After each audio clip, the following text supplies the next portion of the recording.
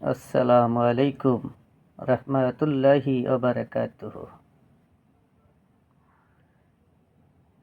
আশা করি যেখান থেকে আমার কথা শুনছেন সবাই আল্লাহর রহমতে ভালোই আছে। আজকে আমি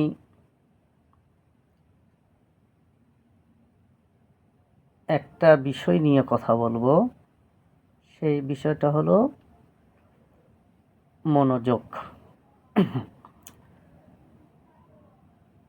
মনোযোগ কিসের প্রতি মনোযোগ? বাংলাদেশের রাজনীতিদের মনোযোগ দিতে হবে। কিসের প্রতি? তার অধীনস্থ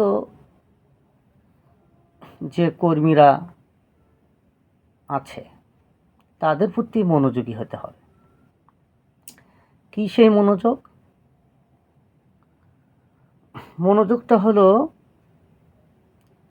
যে কোনো দলের যে সমর্থনকারী হবে বা সদস্য হবে সেই সমস্ত কর্মীদের একটা নিয়মতান্ত্রিকভাবে স্তর বাই স্তর, স্টেপ বাই স্টেপ ভাবে আসতে হবে এবং সেই স্টেপগুলো এমনভাবে হবে যাতে তার পড়ালেখার প্রতি আগ্রহ হয় এবং এই স্টেপগুলো সেই সমস্ত কর্মীদেরকে এমনভাবে যোগ্য হিসেবে গড়ে তুলবে যেন তার মনোভাব এমনভাবে তৈরি না হয় যে আমি রাজনীতি করব, আমার দলের নেতার চামচাগিরি করে আমি কিছু উপার্জন করব, তা দিয়ে আমি পরিবারকে চালাবো। এই ধরনের মনোভাব যেন কর্মীদের গড়ে না ওঠে। কর্মীদের প্রতি এমন মনোযোগী হতে হবে, তাদেরকে সুনাগরিক হিসেবে গড়ে তুলতে হবে, যোগ্যবান হিসেবে গড়ে তুলতে হবে, শিক্ষিত করে গড়ে তুলতে হবে। সে যেন একাডেমিক পড়াটা যেন পড়ে তার মেধা যোগ্যতা দিয়ে হতে পারে সে ব্যবসা বাণিজ্য করবে, হতে পারে ভালো একটা চাকরি পাবে।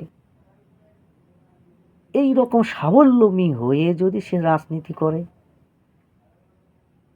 এবং তার ভেতরে নৈতিক গুণগুলো ঢোকাতে হবে, এর জন্য বেশি বেশি বই পড়ার প্রতি তাগিদ দিতে হবে। তাহলে কি হবে?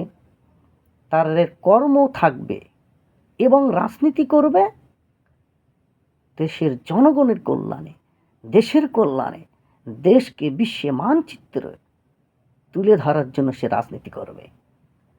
আর যদি আপনি আপনার কর্মীর প্রতি মনোযোগী না হন, যে কর্মী কিভাবে গড়ে উঠতেছে, সে যদি চামচাগিরি তোষামতকারী হিসেবে গড়ে ওঠে, কোনো যদি কর্ম না থাকে, তাহলে সে তার এই রাজনীতি ব্যবহার করে সে ন্যারো মাইন্ড হয়ে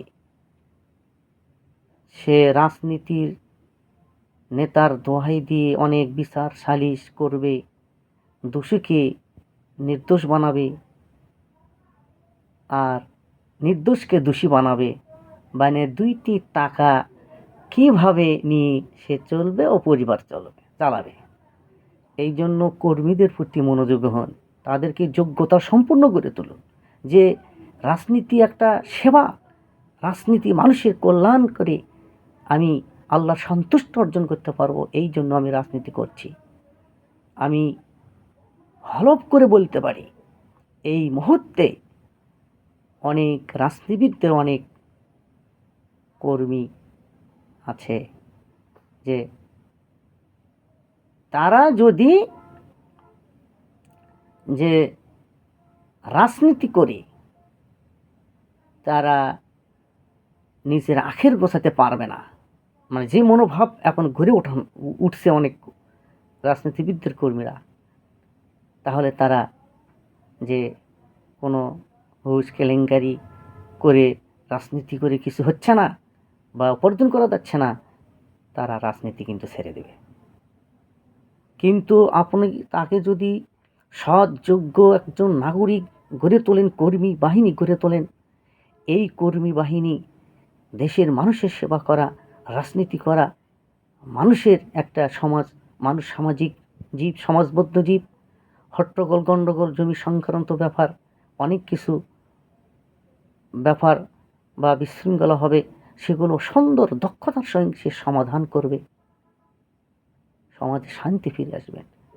তাই আমি বলছি, রাজনীতিবিদদের বলছি, আপনারা বেশি বেশি বই পড়ুন, আপনাদের কর্মীদের বই পড়ান।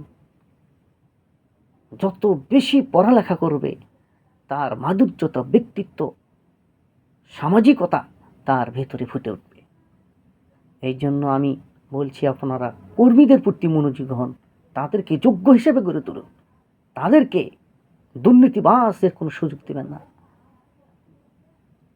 তারা যেন কোনো দুর্নীতির সাথে কোটিটা পারত মানুষকে যেন কোনো কষ্ট না দেয়, এই ধরনের যোগ্যতা সম্পূর্ণ হিসেবে আপনারা গড়ে তুলুন।